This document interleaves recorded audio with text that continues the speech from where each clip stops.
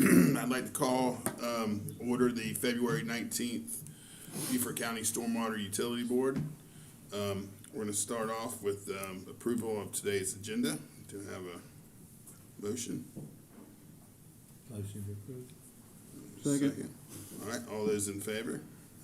All right, if you were in attendance of our December 11th, 2025 meeting, can I get a motion to approve those minutes as they were given to us? There was a couple of Scrivener's errors, and I've already talked to Sally about them, and she's already made the correction to them. One was for the visitors. One of the names was incorrect and just a spelling error, and she's already taken care of it, and we'll correct it. All right, someone want to make a motion to approve those minutes as adjusted? I'll make that motion. Second. Second. All right, all those in favor? All right, we are going to do introductions. We have a pretty big crowd. Let's start all the way over in the left at the table. Introductions. Yes, I'm Dylan Kidd, Deputy County Attorney for Beaufort County. Bradley Harrod, Beaufort County Court Work Director. I'm Charlie Sullivan with Beaufort. Kendra Stormwater Business Manager. Taylor Brewer, Stormwater Program Manager. Sally McLeod, Stormwater. Alec Bishop, Broadcast Services for Beaufort County. All right, we'll start in the back right row. Yep. I'm Anna Roberts, Water Quality Lab Manager for USCB. Okay. Hi, Eddie, Water Quality Director for USCD. Chris Keyrare, Science Program Manager for the Fort Royal Sound Foundation. All right, let's keep going down the. Amber Jennings, Concerned Citizen. Okay. Ellen Sturcamo, Beaufort County and Clemson Extension Water Resources Agent. Stephen Carter, Stormwater Superintendent. All right, right in front of Stephen, you, sir.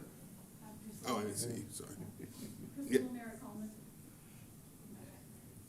And I'm Lawrence Coleman. All right, Annie Coleman. Al Seegers. Old Stokes. Chelsea White with the Coastal Conservation League. Kate Schaefer. Mar Hathaway, All Joy area. Lee Hadaway, All Joy area. Helga Lilly, Harrison Island. Barry Connor, Concerned Citizen, here to speak on agenda item 7D. Mary Connor, here to speak on agenda item 7B. That's it. Whit Hill, Concerned Citizen.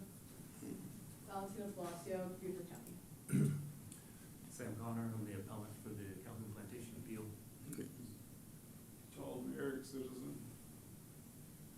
Diane Barrett, Concerned Citizen. okay. Ma'am, the computer.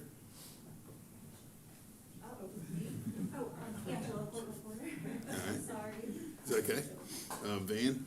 Van Willis, County Port Royal. Dennis Ross at large.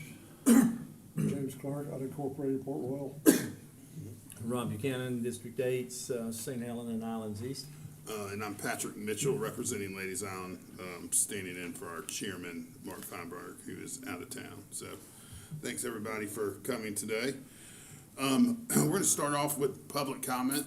Oh, I'm sorry, did you walk in? Yes, sir, go ahead. Howard Merrick, I'm with the Merrick family. Merrick family, okay. All right, we're going to start off today with public comment. I did want to say, obviously, there are 3 minutes. I know we're going to have a lot of y'all that want to speak today. We do have 3 minutes per public comment. And I was thinking, since we do have so many, we have a second part of the agenda for public comment at the end, which comes right after we are discussing the Calhoun Plantation Road appeal. So I was thinking anyone that wanted to talk on that, I was thinking we could do it at the end, right after we have that full discussion.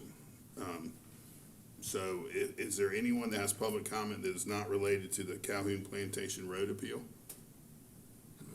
Can I ask a question? Yes, sir. Will you hear our public comment on item 7D before you have your deliberations? Yes, sir. We will not have official deliberations. We'll talk about that, but yes, we will hear 7D and public comment, and we'll tell you what we're going to do. Okay. All right, so if there's no one else that has public comments that's not related to the Calhoun Plantation Road appeal, we're gonna move on to our special guest, who's Mr. Charlie Sullivan with WAPRO. Mr. Sullivan?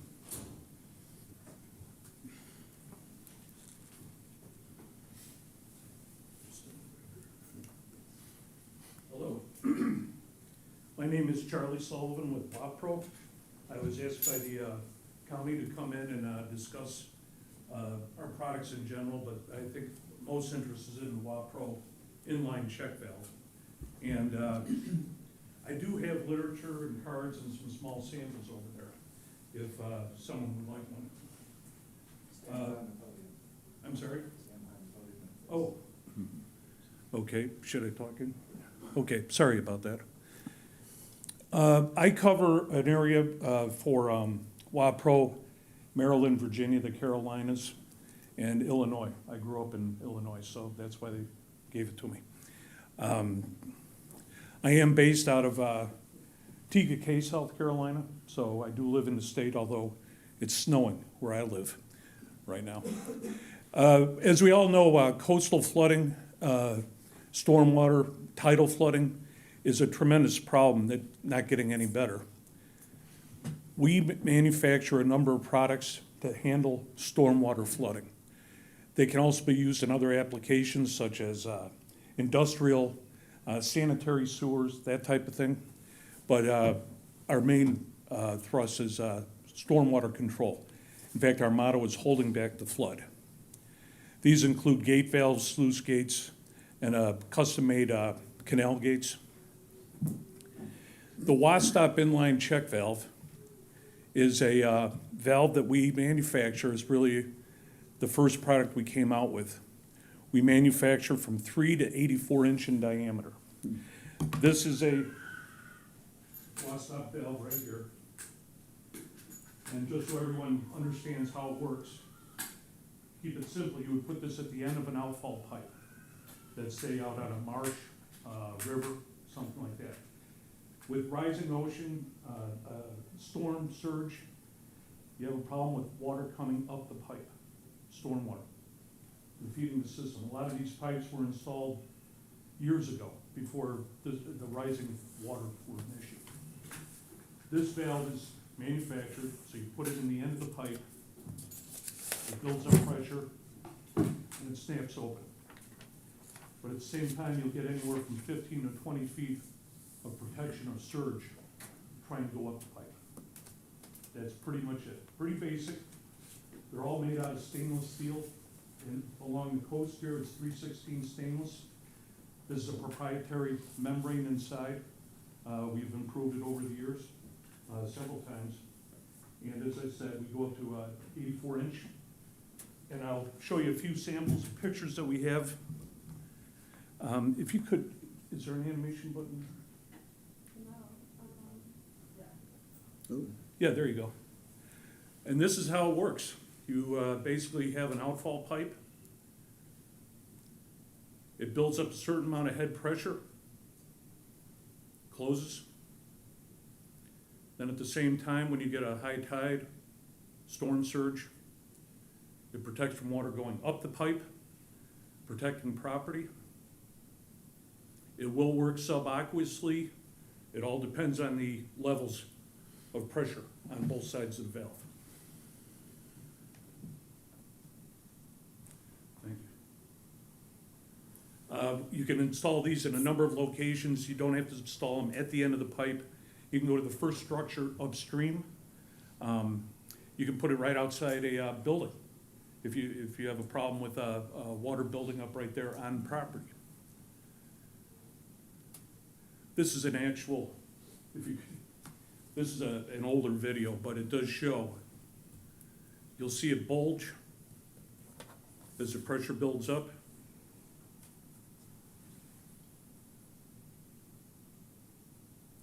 And then it snaps open. And believe it or not, a lot of years of research went behind getting that membrane just right. It is a pretty simple product, but it does take, we want people to look at it maybe twice a year, just to make sure nothing's caught up in it. This one here, we do that one. Our guys at the plant threw all kinds of garbage in there. And the main reason being, this flushes out material. So even if you have sediment built up in front of the valve, you're always gonna have a flushing movement of water. And it helps flush out junk inside the valve as well as sediment that might build up in front of it. And of course, they listed all the things they put in there. They had a lot of fun doing that. Yeah, so, that's pretty We verify valves with independent head loss testing. We're the only ones in the business that do that. So we do have documentation for flow. We can also manufacture, in some cases, harder or softer membranes. Softer will allow, with less pressure, the valve to open up. If you have a real flat sewer system, that may be important. If you have a lot of water building up, trying to get back on land, you may want a harder membrane.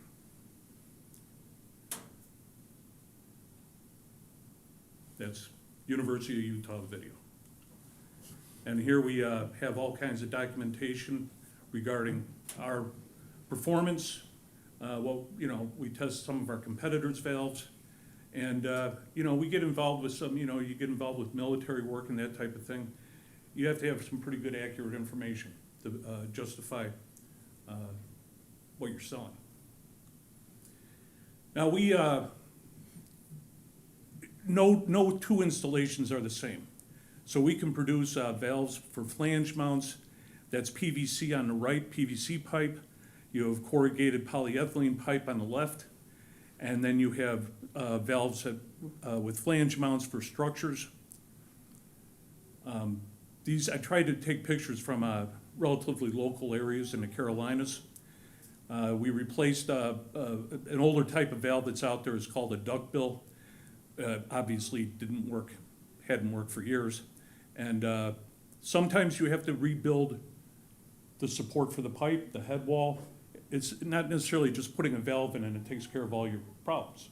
So we'll go out and work with owners and engineers and review the situation and see what makes the most sense.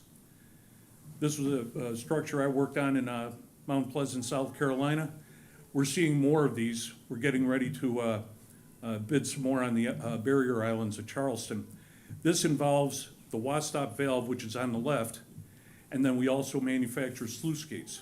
So it's really a double system to protect water going up into the storm system. So those were 48-inch wasstops, and then when they know a bigger storm event is coming, they will close the sluice gates on the outside of the box. Dunes West, they've installed a number of valves. And this is an old pipe. A lot of times it's not in very good condition. Sometimes they have to line the pipe, which means we have to go out there and remeasure the diameter, inside diameter, because it usually cuts down the ID. Pawleys Island has started a program up there. Just an example, one of the first pipes they put one of our valves in, the contractor was hired to jet out the line, clean it out, and the road collapsed because the pipe was in such bad shape. So they had to fix the pipe before they could even put the valve in. We've done over 200 valve installations in Charleston. I don't know the gentleman's name on the right there. The contractor is in the orange. That's Charles Rook with B&C. The gentleman on the right was running for mayor, and that was a picture in the paper. Because it seems like every candidate think, you know, they're gonna solve the flooding issue. So it's a hot topic. He lost, as I understand it. Columbia, South Carolina, we do go inland. We've done jobs up in the mountains. That's a DOT project in Charlotte, 36-inch. And all you do is slide that into the pipe. Sometimes you have to clean it out a little bit, but that's basically it. And that's about a 300-pound valve. There's also a 12-foot box culvert, so they have room to get like a bobcat in there to pick it up. The Harrah's Casino up in Cherokee just had a big expansion. Those are short body valves. In case you have a smaller structure, we can custom make the length of the bodies. This was taken, we installed this valve in Wilmington, right on the marsh there by the ocean. And 2 weeks later, I think it was a Cat 4 hurricane came in, and I was a little bit nervous, but it worked out well. Savannah, Georgia, they've installed a number of valves. Mount Pleasant, that picture on the left is a cul-de-sac where during high tides, that's what it looked like every time. And we put in a valve and it stopped it cold. This is Seabrook. That's a cantilevered valve. Once again, we adopted the situation, so there was an existing head wall. We were able to hang that valve off the head wall, especially designed with the supports in the wall. That's a drawing of another one that's probably going to go in Isle of Palms. Port of Charleston, that's a 60-inch valve that was installed about 1.5 years ago. Another situation, we had two 42-inch, they replaced flap gates there in Dunes West. This is Beaufort County. We did about 1 year ago in April, I think.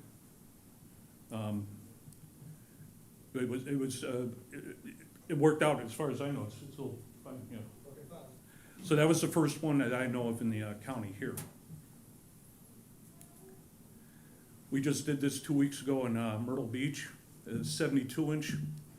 And you'll note there's no, this is a basic mount right here with the tabs. We can also do the flanges that I've shown in a few pictures. This is actually a bell bolt design where we slip it all the way in the pipe, and there's holes, set screws will go inside the pipe and drill into the RCP, which cuts a lot of costs as far as a flange being needed and a head wall. Now, in some cases, you have box culverts. They can be large. They can be difficult to figure out how to prevent backflow. We will build stainless steel flanges, so it will fit the box culvert, and you can, we customize it for what you may need. In low flow situations, sometimes those big valves aren't going to open up, so we'll put some smaller valves down below. In some parts of the world, the insects are a real problem, especially in Australia. I mean, it can be a real deadly consequence. So you got to keep the water moving. They don't want stagnant water. And these are some more examples. We do elliptical pipe, which is not something a lot of people can do. But once again, it's a customized approach. These are used for odor prevention. We have one county up in North Carolina that does it. In the Middle East, odor is a big problem because of the droughts they have with sanitary sewers. So if you're at the up end of a sanitary sewer, you may have been in a neighborhood sometimes where you smell the sewage. It's usually because there hasn't been any rain in a while. So they can be used for odor. We do fabricated different sizes to fit existing pipes, so that's not necessarily just round. And these are just some more unusual types of things. And really that's it. I wasn't planning to speak about the other valves. I'd be more than happy to. I could go on for a couple hours. But we do a number of different approaches towards stormwater management. Does anyone have any questions? And I guess one of the reasons I was brought in is Taylor said you're looking to put some more in. So as I said, I have some cards over there, some literature, and of course the county has some experience already. So, any questions? I have one for Taylor, or maybe Bradley, either one. Where are your top 3 picks for these right now? Where do you see the areas where they're gonna need the most? The next one will go in at back 8 acres. Right. And it falls right into a marsh, we have problems with saltwater intrusion there, so that'll be the very What, do we have was there a cost in this year's budget, or is it in next year's budget for this? Both. Okay, It's kind of a continuing program, so we are going through and replacing flat gates that are old and not working anymore. And in the applications that this works better, instead of putting another flat gate on it, we're trying to institute the in pipeline situation, so. okay, Yeah, I should thanks. point out, I was working with Katie Herrera for a few years, you know, just getting the ball rolling, and, I know it's been in development for a long time, so I'm a phone call away. That's typically how it works if you need anything. I should mention, we, have a warehouse down in Doral, Florida. We keep a lot of sizes up to 48-inch in stock, so we can usually have them here in a few days, as long as they're not special mounts. Thank you. All right, Mr. Sullivan, thank you so much. It seems like a perfect product, especially here in Low Country with outfalls. I've actually put one in on a project, a personal project I did, and it's worked very well. So thank you for your time and educating us on the valve. So we're going to move on with reports. We're going to start with the monitoring update. Is anyone here, Taylor, for the monitoring? Dr. Patty. Dr. Patty, or Miss Anna, whoever we're gonna give an update. Thank you. Hi, Anna Roberts from the Water Quality Lab. Last meeting was my first SWEB meeting, so it's good to be back. This quarter, the beginning of the year, so far we've been working on meeting our annual QA/QC requirements with our DHEC certification. We've also been working on our county sampling, which is almost complete at this point. I believe we've got 5 dry sites left to go sample at. But it's looking pretty normal for this time of year as far as everything. It's pretty cold and rainy, so. And our analyst Tyler has been spearheading our sample collection efforts. And we've also got a new member joining us in the lab too, a recent USCB alumni, Michaela Brown. She graduated last semester. She's going to be helping us with our microbial source tracking analyses, and she's going to be helping Tyler with his county sampling as well. So that's where we're at for just the beginning of the year so far. But All right. Yeah. Does anyone on board have any specific questions? All right, thank you, Anna. thank you. All right, next, municipal reports. I think Town of Port Royal, Mr. Willis is the only one joining us today. Do you have anything for us? No, we're just in the middle of the West Paris Avenue, Madrid, Paris Avenue improvements. A number of roads shut down, and obviously we're testing the system right now. All right. What's been happening the last couple of days. Yeah, all right, thank you. Yeah. Maintenance project reports, Mr. Oops. Oh, yeah, yep, come on. I snuck in. That's okay. Sorry, I didn't see you. raining, it's work, so. Yeah, yeah, understood.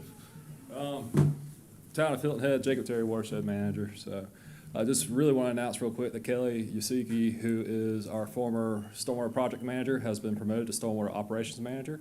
So hopefully she'll be sitting up there relatively soon. We'll have to get a new name tag for that. We do have our annual report coming up. I'm not sure how Beaufort County's doing, but I'm sure they're on top of it just like we are, and same for Town of Bluffton. And if you guys are in the neighborhood, we are dredging out the Jarvis Creek Pump Station currently right now. And it's a big operation with Beaufort Utilities and BRW. We're removing a lot of sediment buildup and a lot of trash, weeds of the sort. So grab some lunch at the Wendy's and pull over and watch what they can do. So, and other than that, that's all I really got. So Right, any questions about anything? Don't have anything for Bill, yeah. All right, thank you. Thank you. All right, Mr. Carter on maintenance projects reports.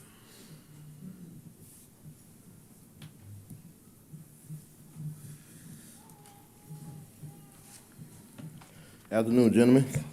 Good I just afternoon. want to speak to y'all about some of the projects that Stormwater has completed and bring y'all up to date. I won't go through them all. I see y'all have the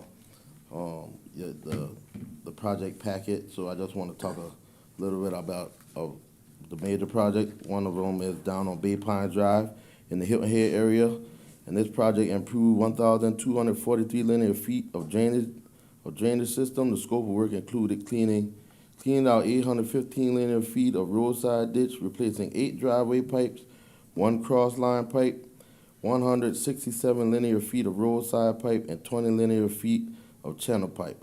Also, we repaired 2 concrete driveways, 2 catch basins, clearing out 5 catch basins, jetting 241 linear feet of channel pipe, and installing riprap for erosion control.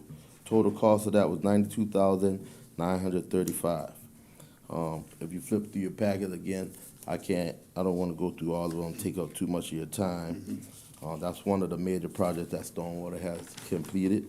They're one of the minor projects. If you flip to the town of Hilton Head on New Orleans Road and Corpus Christi and Hilton Head, this project improved 2,352 linear feet of drainage system. The scope of work included cleaning out 2,352 linear feet of roadside ditch and jetting 10 driveway pipes. The total for that project was $14,513. And a little bit about the wall pro from Mr. Sullivan, as Taylor stated. I'll piggyback off her. We're gonna install that down on back 8 acres. I've spoken with my superintendent, assistant superintendent, and foreman. It's a tidal thing, so the spring tide comes in, and we have to climb down there. Then we need the barrier to block the water and all that. So I'm speaking with them. Hopefully, within the next few weeks, we can have that wall pro valve installed. Taylor will be out there, so I'll make sure we have plenty of before, during, and after pictures, so the next board meeting y'all can see how the process goes. Perfect. Does anyone have any questions? Thank you. So much for your Yes, sir. time. All right, next, under reports, we have our liaison reports, which is listed as Ms. Howard, but I think since she's been promoted to chairman of council, I think we have a new liaison, is that correct? Correct, it'll be Miss Paula Brown, and I Okay. don't see her here today. All right, so we will see Ms. Brown at the next meeting, but I do want to thank Ms. Howard for all her time and effort she spent over the last few years with our committee or our board and at all our meetings and ask any questions that we need of her. So thank her. All right, Taylor, you're up next with the stormwater utility report. Thank you, and at this time, I'd like to introduce Miss Valentina. She is our education outreach coordinator. She's gonna give an update on how our education and public outreach is going. Okay. Hello, I'm Valentina Palacio. I'm the Environmental Education Coordinator.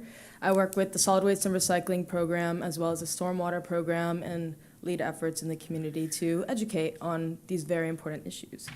I just want to talk about a few things that I've been working on. I'm doing this thing called Go Green series where I'm going all throughout all the Beaufort County libraries and having talks on various topics such as stormwater, composting, and recycling. I had 2 Stormwater 101 talks, one in Bluffton and one in St. Helena. Had a great turnout for both of those, very inquisitive people, really great feedback. Gonna work on continuing that on after this set of series starts. Also, I had a rain barrel and stormwater talk in Low Country Montessori to 50 or so high school students. They're looking at potentially doing a rain barrel installation on this new piece of property that they have next to their school. So potential collaboration with them once they get all the necessary supplies. So that'll be pretty cool to work with the students on installing rain barrels and talking about benefits of that. Other stuff is I'm working on planning the Earth Day 2025 event for Beaufort County, where Beaufort County employees as well as local partners go out into the community and pick up litter all around Beaufort County. So in the thick of that, that's going to be April 25th on a Friday. All of Public Works all Public Works staff will be participating in the litter cleanup along with Beaufort County employees that volunteer to sign up. And we're going to be working with local organizations to provide supplies as well as the incentive of lunches and T-shirts as a thank you to picking up with their volunteer groups. So pretty excited with that. We worked with USCB Studio Art class to actually develop the logo and for the event and all of that. And the theme is United for the Low Country. So just trying to promote that our region is very unique and special, especially when it comes to litter and how it trashes that and the marsh that gets affected by it. And then this past weekend, I attended FinFest. It was at USCB. It is a marine life sort of event where it was estimated about 150 attendees. Children, parents, all ages were there and kind of just talked about stormwater and its effect on marine life there. And I attend those types of events regularly. And yeah, just continuing to work on opportunities to educate the public and in collaboration with local organizations that do similar things. But yeah, thank you. Thank you. That's all good information. Thank you so much. All right, Taylor, up next is projects report. Good afternoon, Mr. Mitchell and board members. So for our project update, a reminder to the municipalities that the expenditures, summaries, revenue reports are due. So please send those to Miss Sally. We had some employee changeover, so if those were previously sent, we apologize. We don't have access to previous employees' emails, so please resend those. For the stormwater utility fee restructure, we had a meeting on February 6th with Beaufort and the original stakeholders that participate in the stormwater utility.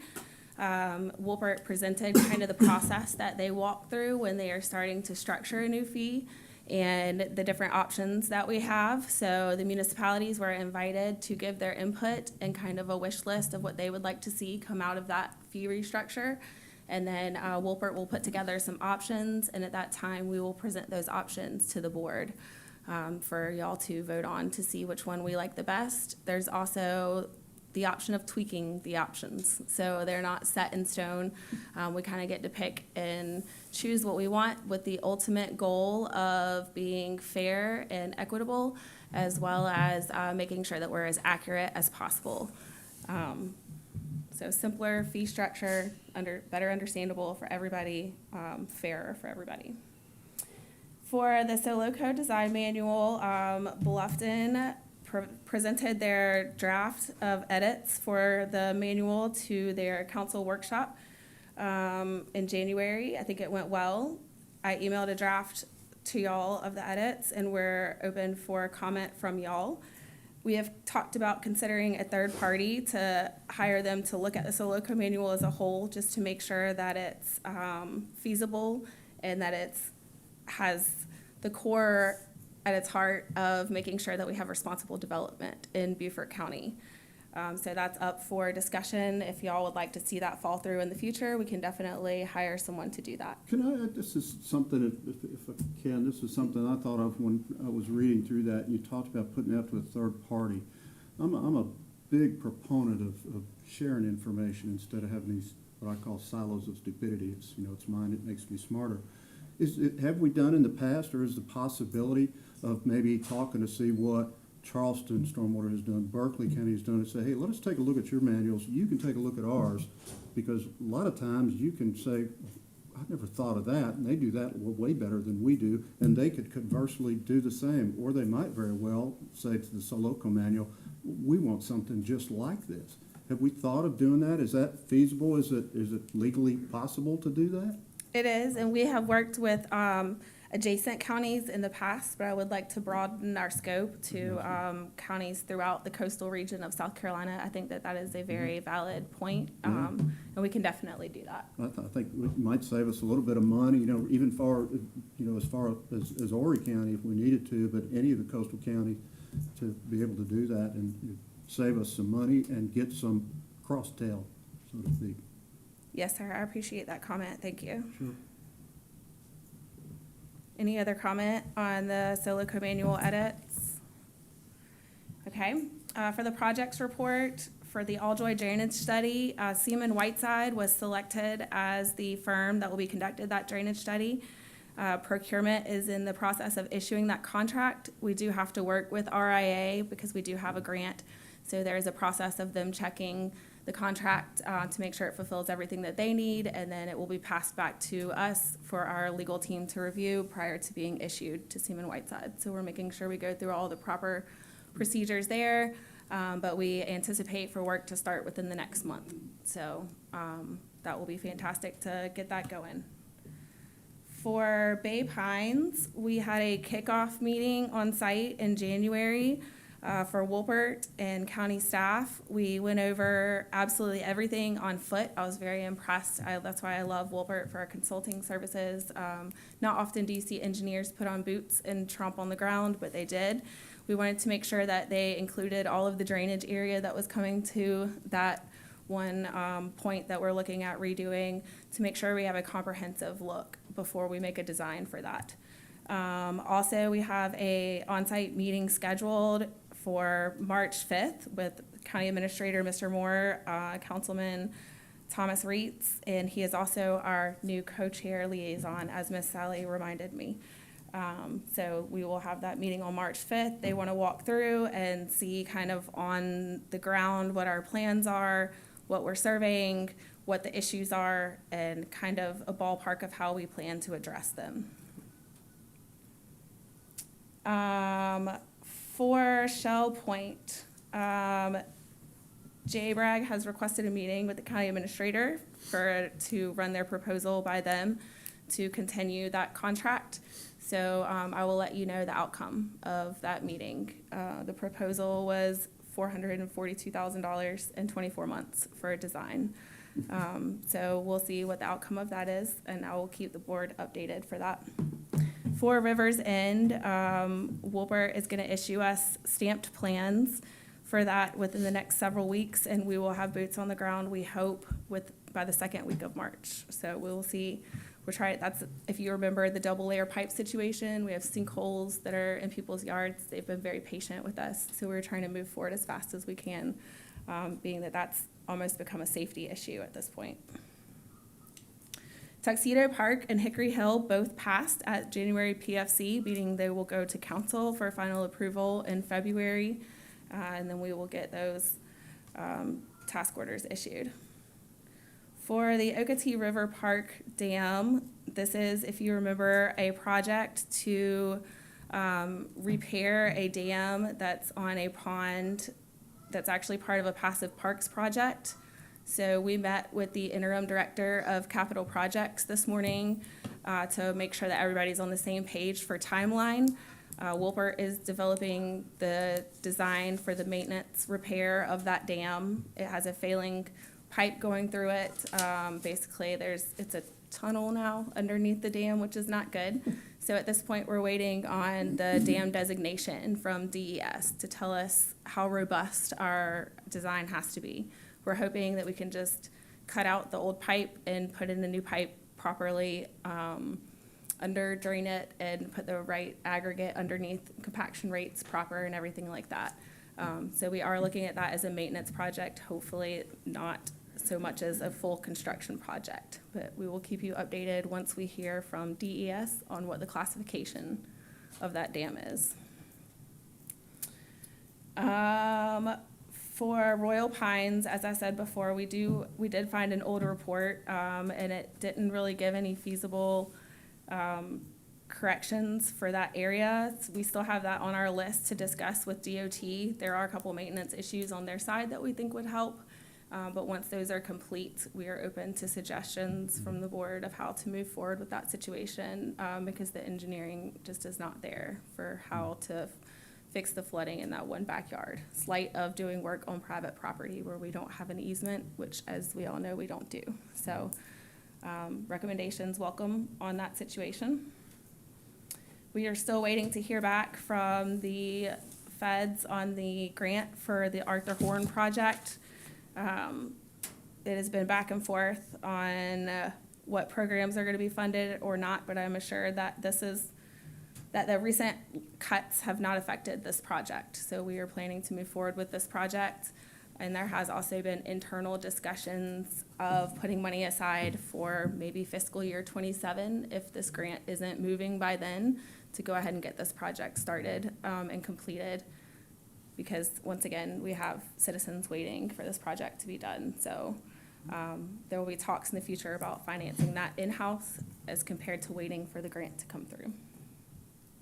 Wilbert is our current on-call consultant.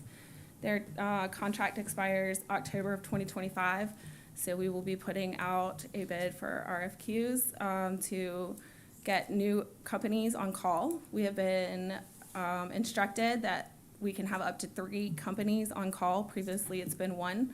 This is supposed to help with fairness of project assignment as well as procurement procedures. So any questions on that? I don't have a question on professional contracts, but can you just refresh my memory on what has been, this is going back to Shell Point, fortunately. I was trying to conjure up a question, I couldn't quite get it in there in time. I was gonna bring that up in our unfinished business, if you wanna think about it, and we'll bring it up here in a minute. Sounds like a win. Okay, Thank you. noted. Staff update in the restructure of Public Works. There will be a new project manager position opening up hopefully soon. That will be specifically for stormwater projects to handle all of the major projects that are ongoing and that will be going on in the future to help with the back and forth between the county and the developers and contractors and whatnot. So that position will be opening soon. Any questions for me? All right, thank you. Taylor, just, you might stay up there, because the only thing I had as we move forward to unfinished business was just to ask you a quick update on the Shell Point project. I don't know if you want to piggyback on that. Yeah, that's kind of where I was going, is, you know, this project has been held up, it seems like, for a long time, and we've had, you know, the Bragg Engineering Company's been there, they've had a hold on these funds, yet it seems like it's just come to a standstill over, well, maybe Jim knows better, it's probably been the better part of a year where they've done nothing. So I guess it probably goes along with Patrick's question, is where are we at, what are they doing, and why are we even re-engaging these folks if they've been dragging their feet for so long? If there must be a good reason. Currently, we have received 1 deliverable. It's a map of 12 easements that the county currently owns, and the determination was that we need to clear them and create maintenance shelves, which we have put that project out to bid currently again. And other than that, there has been 1 outfall that's been identified that runs under Broad River, Hamrick Drive, that needs to be upsized, but I do not understand the holdup either, and so we will wait to see the outcome of the meeting with the county administrator. Okay. Good. Yeah, that's all I'm saying. Once we get that meeting with the county administrator, we've done our due diligence to pretty much say we're gonna put it back out for bid because it was not. Yeah. And we can discuss all. Yeah, yeah. Yeah, but once we have the discussion with the county administrator, we'll move forward. Roger. Going through the motions. I got you. That was all I had for unfinished business. Am I missing anything, board or Taylor? No, sir, I don't think so. Okay. All right, thank you so much. All right, moving on to new business. We just need to go through and talk about appointment of our chair for the 2025 year for the Stormwater Utility Board. I think we've spoken offline, and the consensus was, in talking to Mr. Feinberg, he's good to go for another year. So, you know, I'll make a motion, unless anyone has any discussion, I'll make a motion to reappoint Mr. Mark Feinberg to chair the Stormwater Utility Board for the upcoming year. Second? Second. All those in favor? Aye. Okay. And I have also been I've agreed to serve as co-chair for next year. So if anyone has any other discussion or wants to make a motion to nominate me for co-chair. Motion to nominate. Second. For co-chair. All right, all those in favor? All right, that was pretty quick and easy. Now we move on to the budget that we need to go ahead and vote on and recommend to move natural resources for final approval. We've had the budget for a couple weeks now. We've gone through. We also had a call last week to go through and ask any questions that we had. We had a good discussion, kind of going through certain line items we did question. So on my end, the questions that I had were answered. Does any other board member have comments, questions, or anything before we put this budget up for vote to recommend? I'll say this much, I appreciate you coming forward with the Zoom call and allow us, because we did that the year prior, and it answered a lot of questions, and doing it again this year just made it a lot easier. The work that went into the spreadsheets this year with what we asked for last year made it a lot easier to understand, and so I really didn't have a whole lot of questions, because it made sense. So, thank you for that. Both, yeah, I see you back there, Granny. All the credit goes to Miss Tammy. Thank you, Tammy.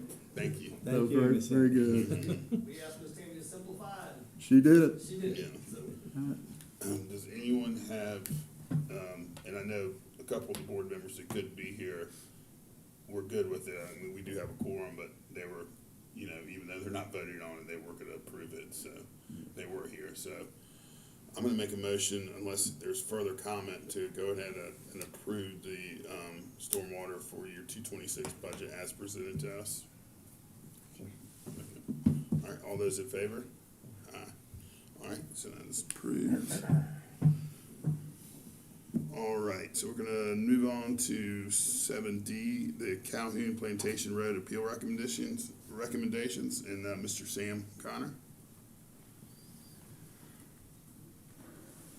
How's it going? Okay.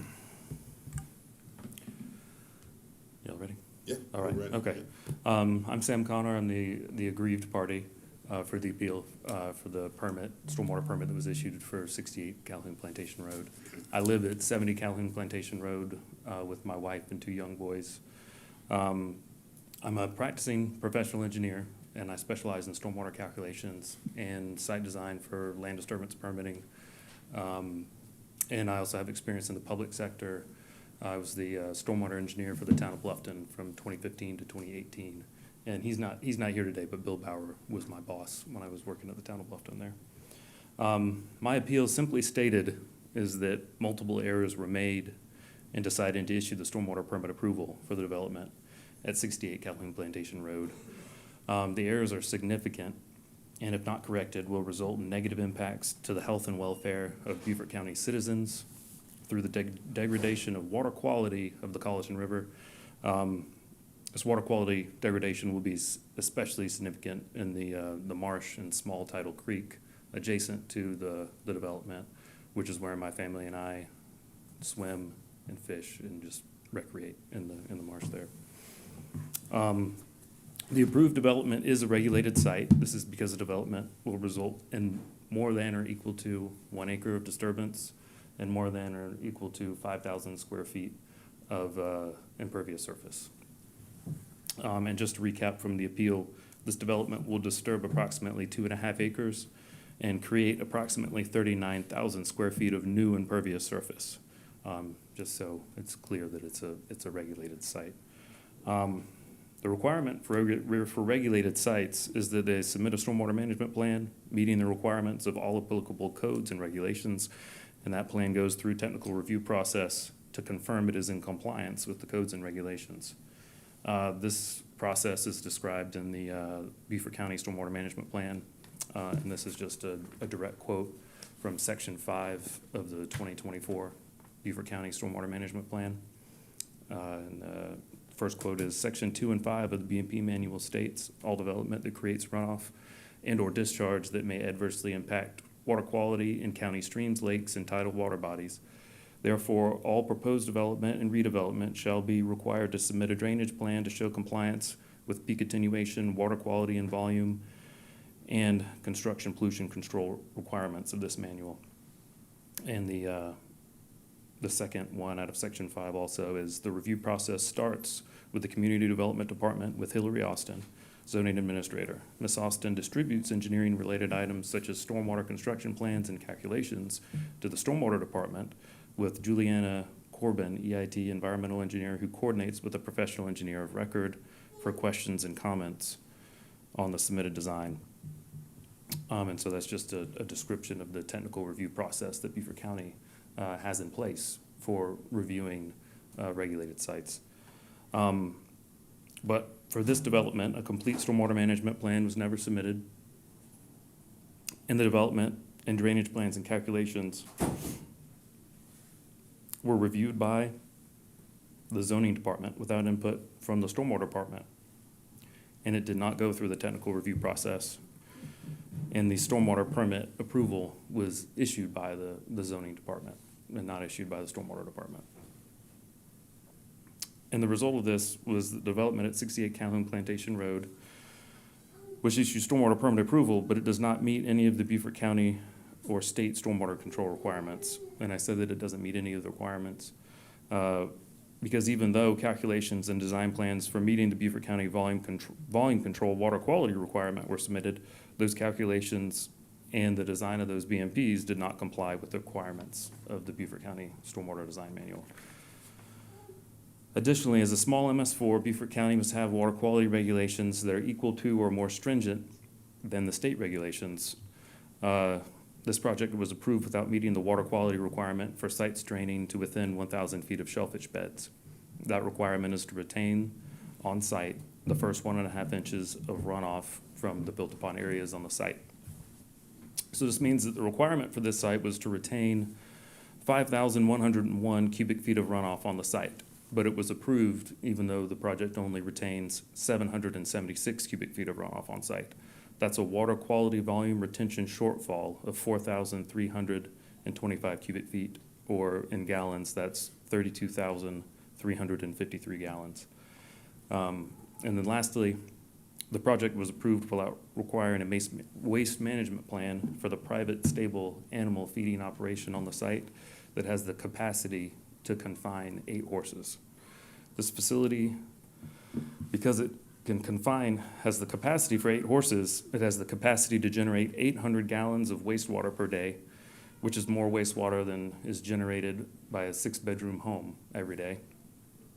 And the wastewater will be collected in the floor drains of the stables and simply discharged to the exterior of the building with no treatment or containment. The facility will also has the capacity to generate 9.6 to 24 cubic feet of manure and bedding every day, and there's also no waste management plan for that waste either. This will likely allow for an illicit discharge to the Colleton River and is a serious public health concern. Beaufort County has an illicit discharge ordinance in place that specifically prohibits the discharge of animal waste to receiving water bodies, but this authority was not used. Beaufort County has the regulations and the processes in place. They just need to be followed. That's all I have. Do y'all have any questions about any of that? Yeah, just so you know, I think the county attorney wants to speak, and then I'll kind of say, as part of the board, what our response.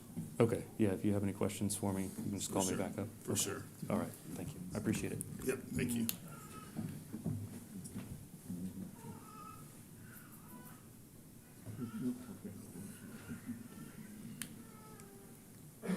Good afternoon, gentlemen. My name is Dylan Kidd. I'm a Deputy County Attorney here in Beaufort, and I'm speaking on behalf of staff today.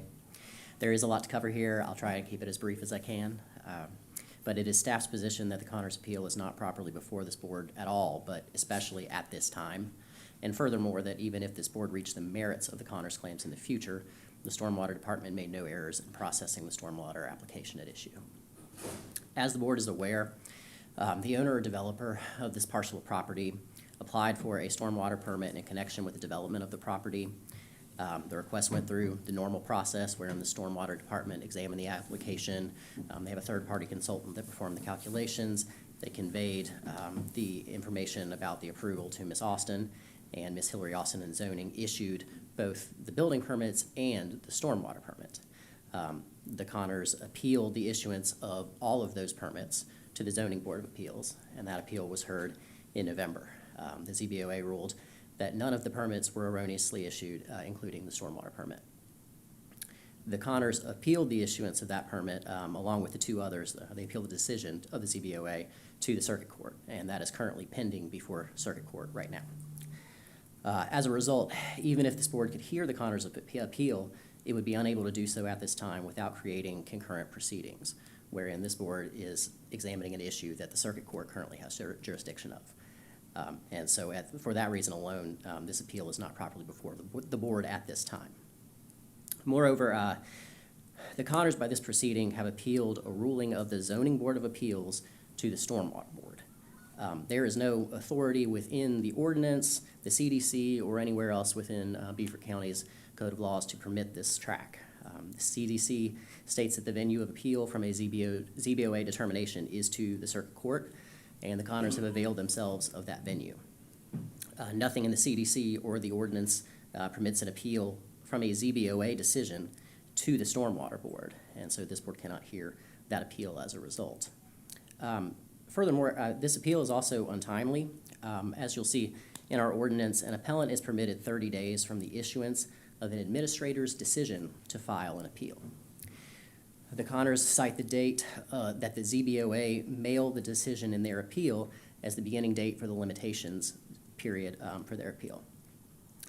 This is incorrect not only for the same reasons that they're not permitted to appeal a ZBOA ruling to the board, but also because under the ordinance and the wording therein, the clock began to run at the time the administrator, which the ordinance defined as the Public Works Director, the Stormwater Manager, and other individuals designated to interpret and enforce the article, made their decision. In this case, even if applicable to the board, this would have occurred when Ms. Brewer approved the application, and that was well before the mailing date of the ZBOA decision. So the appeal is therefore untimely. Now, the Connors would likely respond by stating they did not receive notice when Ms. Brewer approved the application, and that is correct and also precisely the point. The stormwater ordinance is not written to permit a neighbor to challenge the issuance of a stormwater permit to a landowner based upon the neighbor's speculation as to the effects of the neighbor's property to the neighbor's property. The Stormwater Board was not created to hear such appeals, and it's our position that even if the appeal were timely and appropriately submitted to the board could not entertain the appeal. The powers and responsibilities of the board listed in the ordinance do not include hearing appeals from neighboring landowners as to the issuance of a stormwater permit for someone else's property. It simply wasn't contemplated by the ordinance or any other creating authority for this board. And finally, it is staff's position that the application was appropriately considered and improved, and we look forward to demonstrating that in circuit court. And to the extent that the circuit court may wish to remand any part of consideration to this board, we would certainly abide by the court's ruling on that issue. We thank the board for your time, and I'd be happy to answer any questions that you may have. I don't have anything. Thank you. So, Mr. Connor, as we are, a board that all we do is supply recommendations. The zoning board of appeals and zoning definitely supersedes anything we can do. We do give recommendations, and we do appreciate your concern and your time of stormwater and your property. And thank you for coming to give us the information. We will talk about this internally, but because of the circuit court thing, we can't really openly discuss and take any kind of vote or action. Okay. Would y'all allow public comment before your Yes. before your discussion, or is that? What? Oh, yeah, we're not gonna have an open discussion. I mean, You're not having an discussion. open discussion. Sir? What action are you taking, or? No action. No We're not action. allowed to take any action. Not allowed to have, and no discussion? Oh, no, we're definitely, we're not gonna have an open discussion between board members about this, because of the circuit court that going on. But what I'm saying is we are gonna talk about it, internally to see, and as decisions are made, but in front of us, to see if we can have open discussion at a later date. Okay. But no, we are gonna hear public comment. Anyone else that wants to come after you to discuss it, it's open and we're here to listen to them. Okay, I guess I was allowed to come before the board today. Correct. For what purpose, if not for an appeal, if not for discussion, not open discussion, why are we here today? If I may, the point was to hear your appeal, to make sure that we were following due process, to make sure that we did hear your appeal, and even though the board can't make a recommendation at this time, they will absorb all of the information that's given here today, and then depending on the outcome of circuit court, if they take that decision back to the board, at that time, the board will have public discussion about this issue, and then make a recommendation to PFC and go forth with the process. It all depends on how circuit court comes out. But we didn't want to say that because it's going on circuit court, that we wouldn't hear your appeal. We wanted to make sure that we went through all of our due processes of hearing the appeal and giving the board all of the information that's presented. So if there is a time that they do need to make a decision, they will have all the information. So thank you for your time and your concern on the stormwater part of the project, and I'm sure we'll have further discussion at a later date. Okay, I appreciate being heard. Yeah, thank you. Okay. All right, moving on from D, we're going to move on to the second part of the public comment. Does anyone want to start first? Taylor, do we have a number? All right, go ahead. Gonna do it in the order that they would like to go. Okay. All right. We stole your list. That's fine, and if you will, anybody that would like to speak at public comment, just make sure that you signed in on the paper, just for the record. I'm gonna put back at the end of this table. Thank you. My name is Barry Connor. I live very close to the 68 Calhoun Plantation Road project. And I am a retired practicing engineer in Beaufort County. And I am the father of a very smart practicing engineer. First thing I'd like to say is Mr. Kidd has doubled down and tripled down on this statement that the stormwater permit application was handled correctly, that it came to Hillary Austin. Hillary Austin forwarded it to, well, at ZBOA meeting, he said Hillary forwarded it to the county engineering department, and they did the calculations. Today, he said that it was forwarded to an outside third-party consultant, and they did the engineering calculations. And everything came back to zoning, excuse me, and was approved, and Hillary signed the permit. Let me be very clear. None of that happened. None of it. We have got we've FOIA'd the entire public record. If there is anything in the public record that shows that Beaufort County Engineering or the county's outside drainage consultant did any of those things, then somebody is hiding that from us out of a FOIA public record. So my opinion is, our opinion is, that never happened. This was handled as a kind of an exempt, single-family project, totally inappropriately. I've got the stormwater application here, which is the Schwepp Tier 1 application for single-family residential. And it's clear on the application that it came from an engineer by the name of Brian Pennell, whose Key Engineering is his company's name. And he works for Steve Tilton, who's the custom home builder that was building the project for the homeowner. So Mr. Kidd has said this over and over. It is incorrect. It did not happen. Plain and simple, it did not happen. All of this was handled incorrectly. It's amazing to me that there are people in high places in county government that can't realize that a serious error was made in permitting this project. And there are other issues too with zoning guidelines, all sorts of issues with accessory structures and things like that don't concern you whatsoever. But the storm drainage issue is a big one. And somebody should have interrupted this before we ever went to ZBOA or came here and said, hey, we messed this up. We did not follow our own stormwater design guidelines, and we need to withdraw this permit and figure out how to fix this process. But no, nobody has stepped forward. We keep hearing from the legal department was the main presenter at the ZBOA meeting. Not Hillary Austin, not Rob Merchant. It was the attorney's office. So, we knew we were, in deep when that happened. But no, nobody has stepped forward and say, sorry, we really messed this up. And explain to the landowner that this is a serious error. Nobody's done that. And we are spending tens of thousands of dollars to advance this to circuit court to get it taken care of.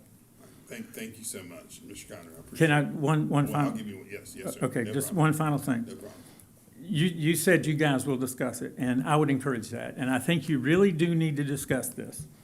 and figure out what's going on between the zoning office and stormwater, because things are not being handled appropriately in the rural areas for, large McMansion houses and accessory structures.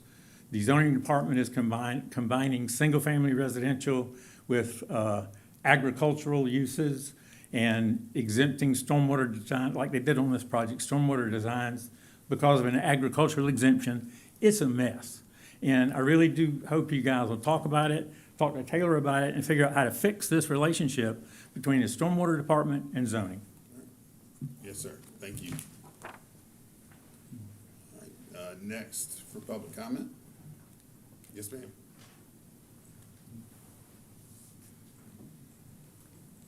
Good afternoon. My name is Helga Lilly.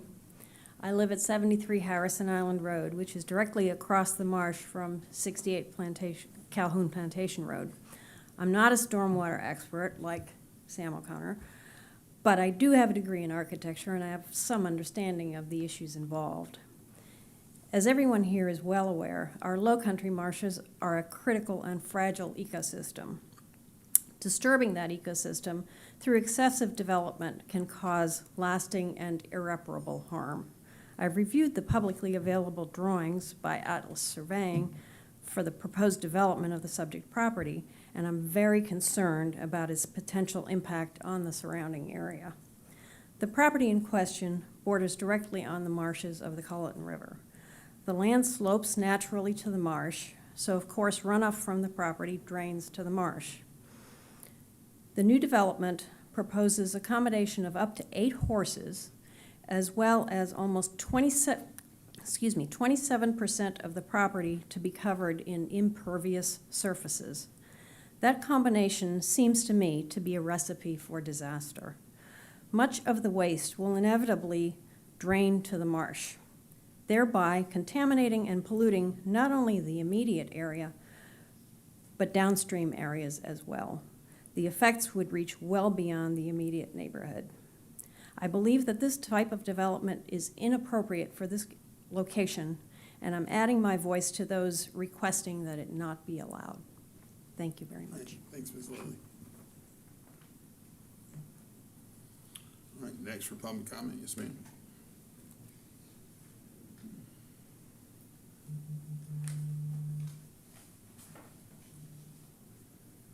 I don't really have a comment, I just have a question. If the county and the state have laws that are on the books that are to be enforced, why are we even having to have these debates?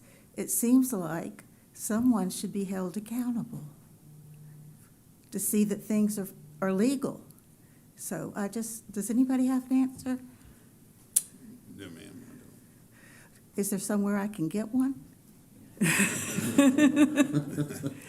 No, I mean, we're on the other side of the property in question, and it affects us too, but it just seems like this is so pointless to have to even spend the money that we're spending to have a law that's on the books enforced. And there's several that are not being enforced. So that's all I had to say, but maybe y'all can figure out somebody to ask. Yes, ma'am. Thank you. All right, next. Is there anyone else?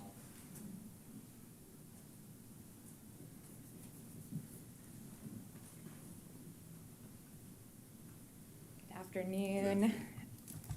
My name is Jessie White. I am with the Coastal Conservation League, and I do have written comments that I'm gonna read but slightly adjust here and hand out to you all, if that's okay.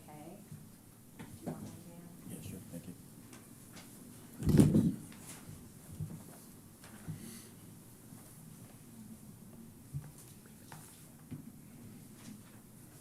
Thank you.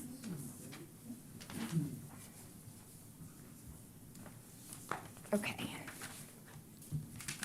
Thank you. So we too are concerned about the stormwater approval at 68 Calhoun Plantation Road in particular. Beaufort County has some of the best and strongest stormwater standards in the state, with the adoption of the Southern Low Country Stormwater Ordinance and Design Manual, which I will be referring to as SOLOCO standards, and has rightfully received numerous awards for the implementation of these requirements. They're multi-jurisdictional regional standards that are informed by scientific data and study within our local watersheds in order to protect and improve water quality in the face of the rampant development that we're experiencing by requiring, for example, BMPs and better site design practices that utilize green infrastructure and better mimic our natural processes and more effectively manage and handle stormwater. The SOLOCO standards are supposed to apply to all new development involving 5,000 square feet of impervious surface or 1 acre or more of land disturbance. The proposed development at 68 Calhoun involves approximately 2.5 acres of land disturbance on a 3.49 acre parcel with the construction of 20,000 square foot stable arena area for 6 to 8 horses, in addition to a residence and other structures, resulting in approximately 39,000 square feet of impervious surface.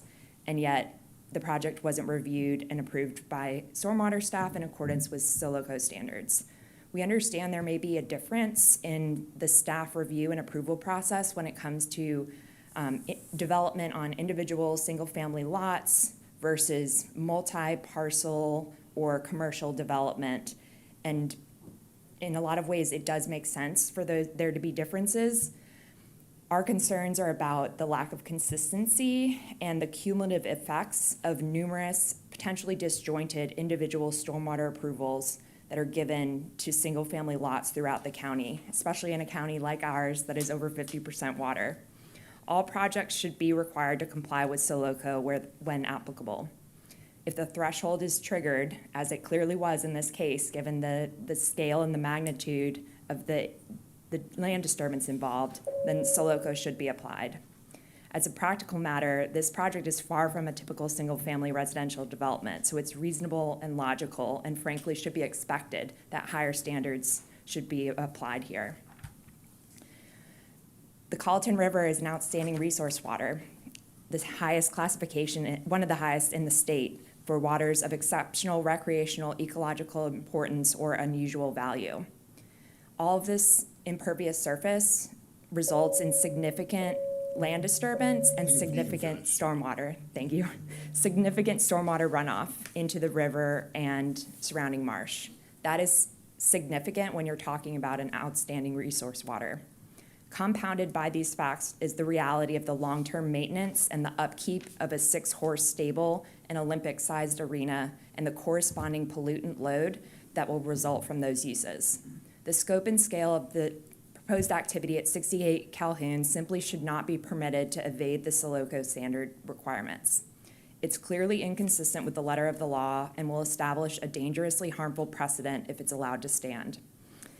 Understanding a little bit better about your authority as a board, we do hope that you ultimately make a recommendation that the proposed project at 68 Calhoun should be required to comply with the SOLOCO standards and ensure that it is reviewed accordingly.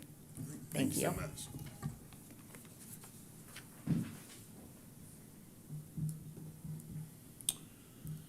All right, is there any other public comment?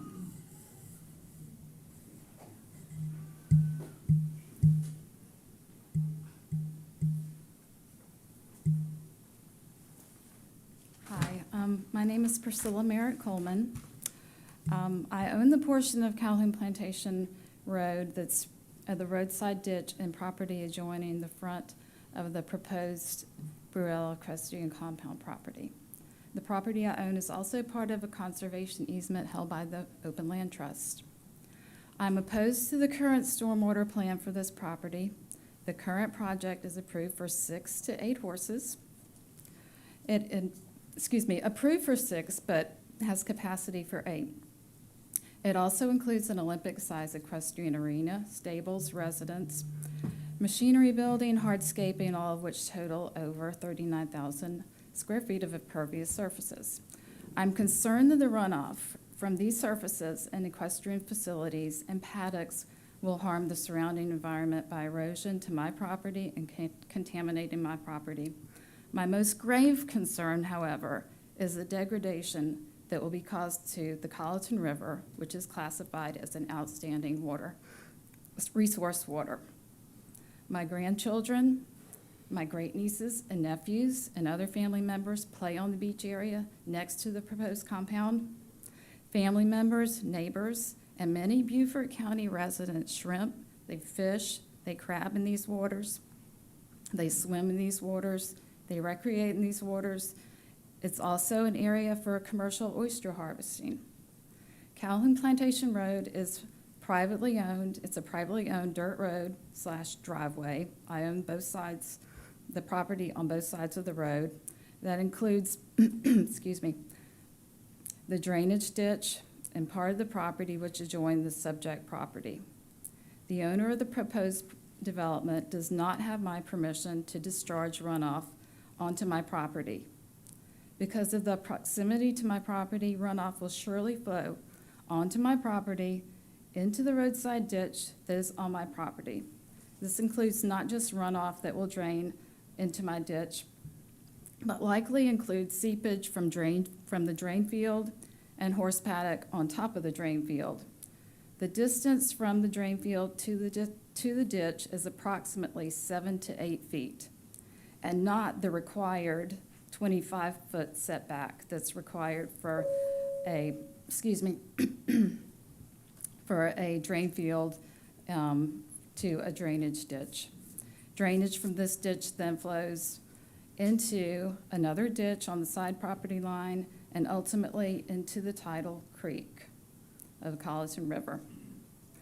I feel like we need to be proactive on this rather than reactive and waiting for something to happen and waiting for our rivers and environment to be destroyed. Thank you. Thank you.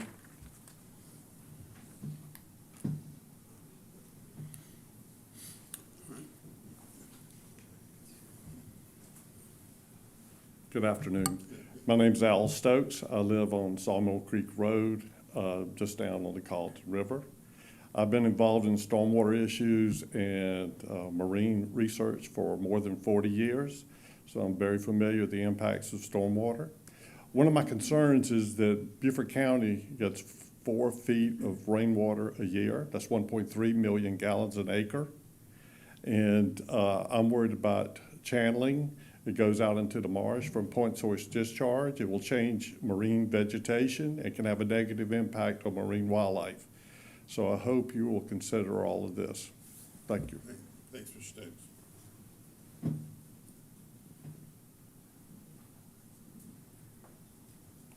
Anybody else?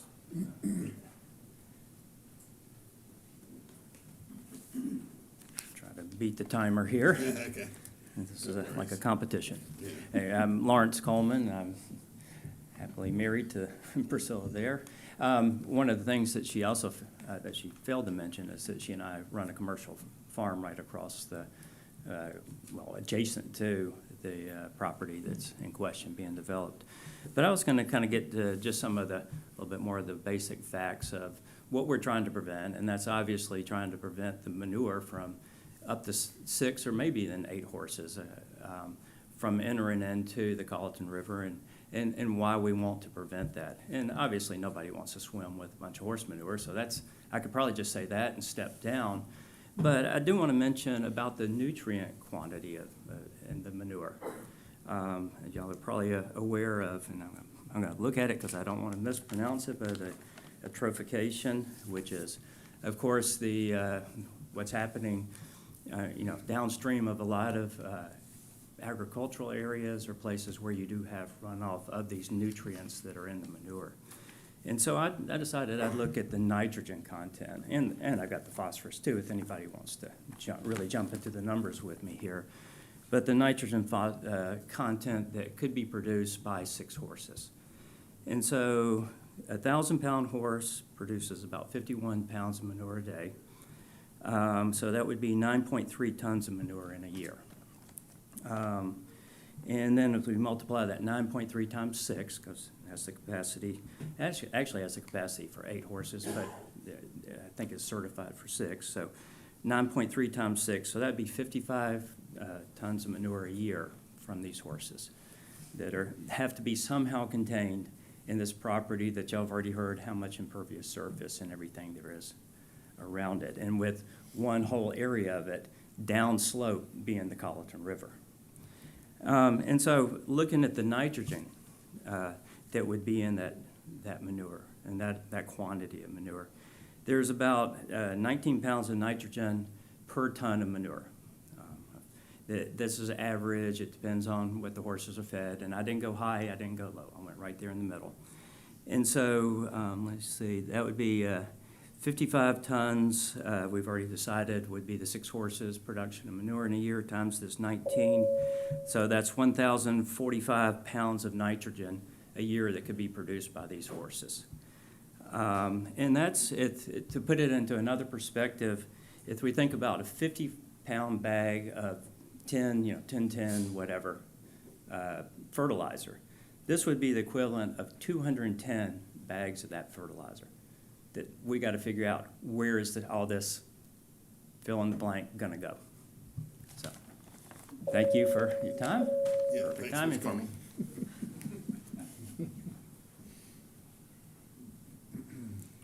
All right, anyone else for public comment?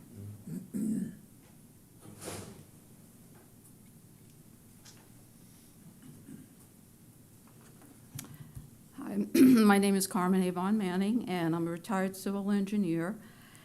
And I had about 35 years of experience, and I actually had to certify SWIPs, other jurisdictions. I've only reviewed the grading plan for the subject property, but a 5,000 square foot house, a pool, a stable, an arena, an equipment shed, a septic field, and the potential for 8 horses on 3.5 acres. I'm a very pragmatic engineer. Seems a bit much.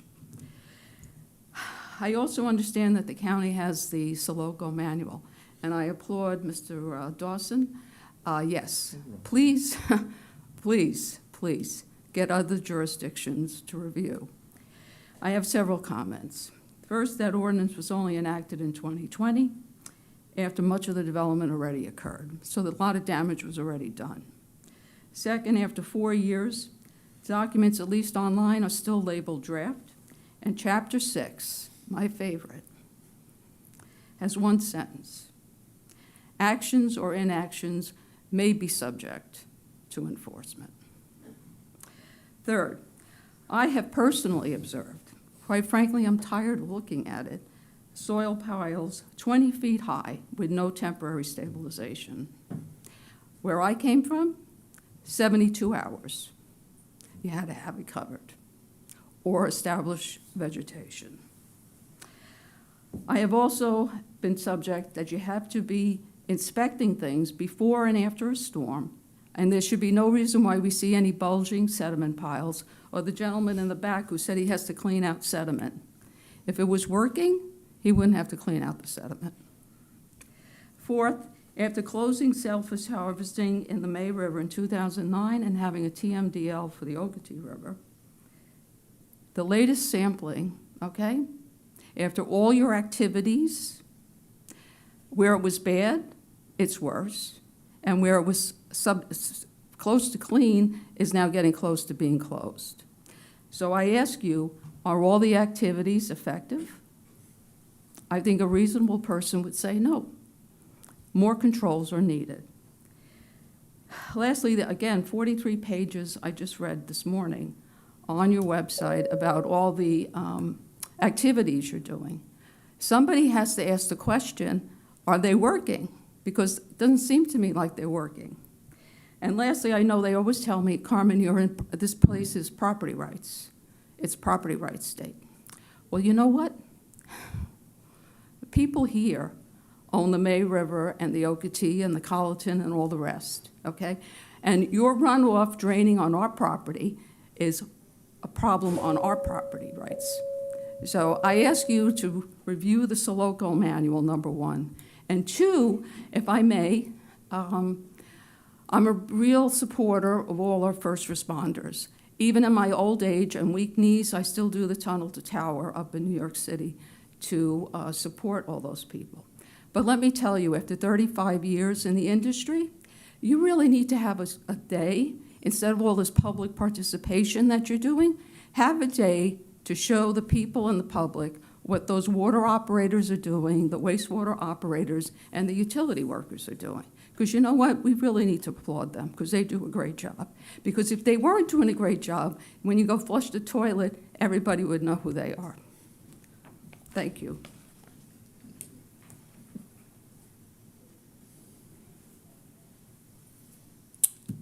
Any additional public comment?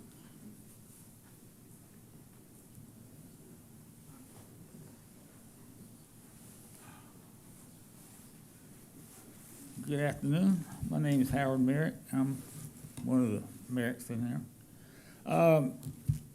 I think everybody said just about everything that needs to be said, or maybe there's a few more things.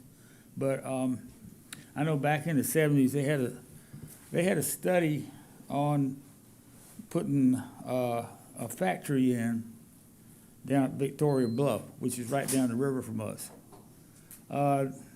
They went through and they put dye into the river, and the dye did not go anywhere. It stayed right there. It went into the land, not out. So when you have this, you know, whatever you want to call it, horse poop, whatever, that's what it's going to do. Another thing too is, if you had a topographical map of this area where this lady wants to put her horses, you got a round top right up in here, and then it drains right off.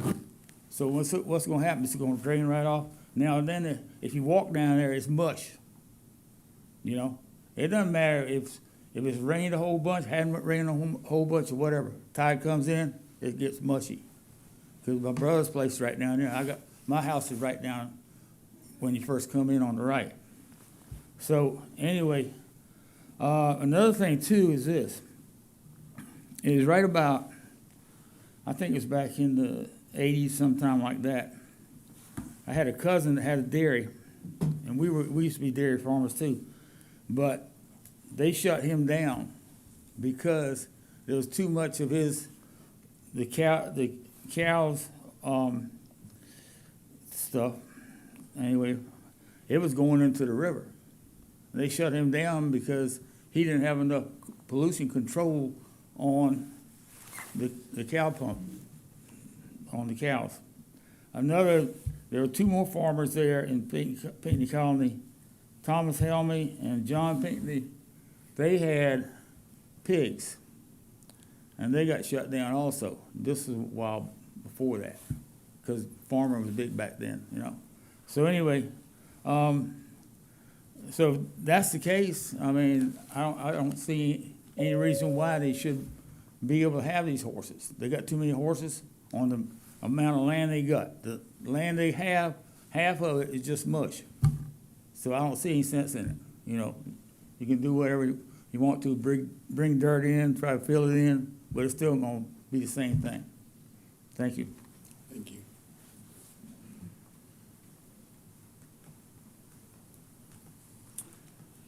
Anyone additional for public comment?